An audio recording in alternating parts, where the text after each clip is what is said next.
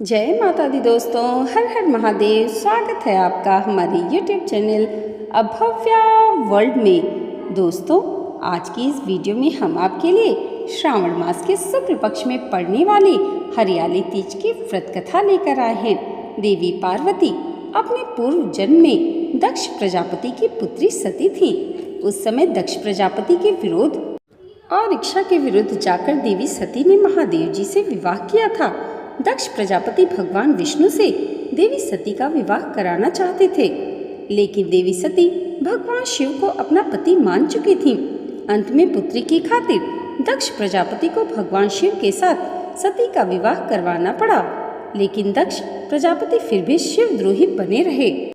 एक समय दक्ष प्रजापति ने भव्य यज्ञ का आयोजन किया, जिसमें सभी देवी देवताओं, नाग, किन्नर, गंधर्व, ऋषियों को आमंत्रित किया। त्रिलोक में दक्ष प्रजापति के यज्ञ की चर्चा होने लगी। बात देवी सती के कानों में भी आई और वह दुखी हुई कि उनके पिता ने महादेव और उन्हें यज्ञ में शामिल होने के लिए आमंत्रित नहीं किया है।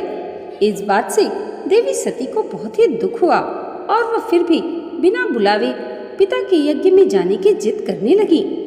महादेव ने देवी सती से कहा कि हे देवी, बिना बुलाए पिता के घर जाने से भी मान सम्मान की हानि होती है, इसलिए मेरी बात मान लो और तुम ना जाओ। लेकिन देवी सती अपनी जिद में शिव जी की बात को मानने को तैयार नहीं हुई और शिव जी से कहने लगी, आप भले न जाएं, लेकिन मैं अपने पिता के यज्ञ में अवश्य जाऊंगी।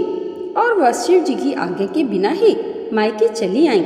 दक्ष प्रजापति ने जब देवी सती को बिना बुलाए आया देखा तो देवी सती और महादेव का बड़ा अपमान किया। उस समय देवी सती को महादेव की बातों का स्मरण हो आया और अपनी भूल पर वह प्रायश्चित करने लगी।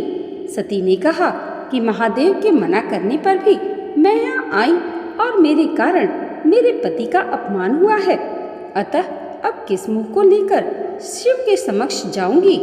दुखी और क्रोधित हुई सती उस समय पिता के यज्ञ कुंड में शिव जी को ध्यान करते हुए कूद गई और सती हो गई।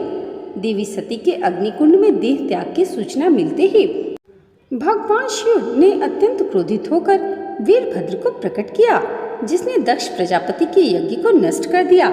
इसके बाद शिव जी घोर साधना में लीन हो गए। इधर देवी सती को भगवान शिव की आज्ञा का उल्लंघन करने का दंड भी मिला और उनका कई जन्म होता रहा। इस तरह देवी सती के 108 जन्म हुए। 107 जन्मों तक वह भगवान शिव को पुनः पति रूप में पाने के लिए तपस्या करती रही। 108वें जन्म में देवी सती का हिमालय की पुत्री पार्वती के रूप में जन्म हुआ। इस जन्म में देवी पार्वती ने भगवान शिव को पति के रूप में पाने के लिए सावन में मृतिका से शिवलिंग का निर्माण करके भक्ति भाव से शिव जी का पूजन किया और तपस्या में लीन हो गई।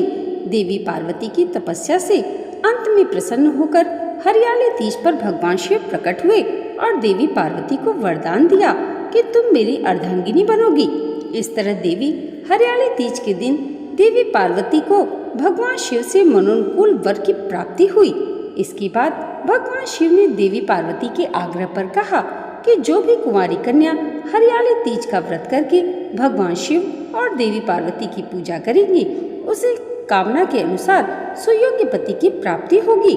और जो सुहागन महिला हरियाली तीज का व्रत करेगी, उनका वैवाहिक जीवन प्रेम और सुख से भरा रहेगा। तो दोस्तों, आज की ये वीडियो अगर आपको अच्छी लगी हो तो कमेंट बॉक्स में हर हर महादेव और जय माता पार्वती ज़रूर लिखिएगा और इसे लाइक और हमारे चैनल पर पहली बार आए हैं तो सब्सक्राइब करना मत भूलिएगा। भगवान भोलेनाथ और माता पार्वती की कृपा आप सबके जीवन पर सदैव ऐसे ही बनी रहे, इसी मंगल कामना के साथ मिलते हैं अगले वीडियो में। तब तक के लिए जय माता दी, हर हर महादेव।